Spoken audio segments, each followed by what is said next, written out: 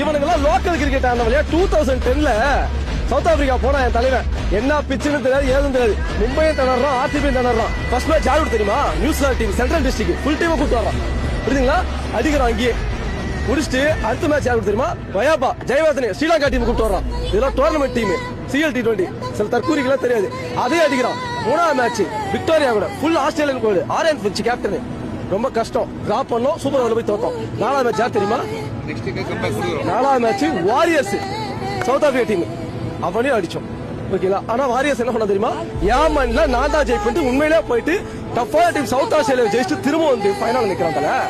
விடுவோமா? நானு ஒரே ஒரு 132 ரன் வச்சு மண்ணக்க வச்சேன். சவுத் ஆப்பிரிக்காவிலே போய் என் தலைவன் அதான் கப்ப தூக்கிட்டு வந்தான். உள்ளூர் கப்பு இல்ல வெளியூர் கப்பு பார்த்தா அன்னைக்கு எழுத ஆரம்பிச்சா சவுத் ஆப்பிரிக்காக்காரன் ஆஸ்திரேலியாக்காரன், டேய் இவன் பெரிய ஆள் போனதுடா, டேய் இவன் பெரிய ஆளா வருவான்டா.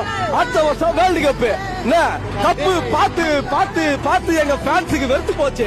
திடீர் இந்த கப்பு இந்த வருஷம் வந்து கப்பு இல்லைன்னு எங்க ஆளுங்க கொஞ்சம் திருப்தி இல்லை, மனசு கஷ்டம். அதனால கொஞ்சம் சால் பண்ண ஆரம்பிச்சானுங்க.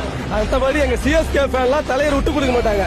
எங்க தலைவர் பண்ண தப்பு 3 வருஷத்துக்கு ஒரு கப்பு, 3 வருஷத்துக்கு ஒரு கப்பு, 3 வருஷத்துக்கு ஒரு கப்புன்னு வாங்கி கொடுத்தாரு. எங்க ஆளுங்க பார்த்து பார்த்து பார்த்து அடடே கப்பு அது ஈஸின்னு போல வச்சுக்கிறாங்க.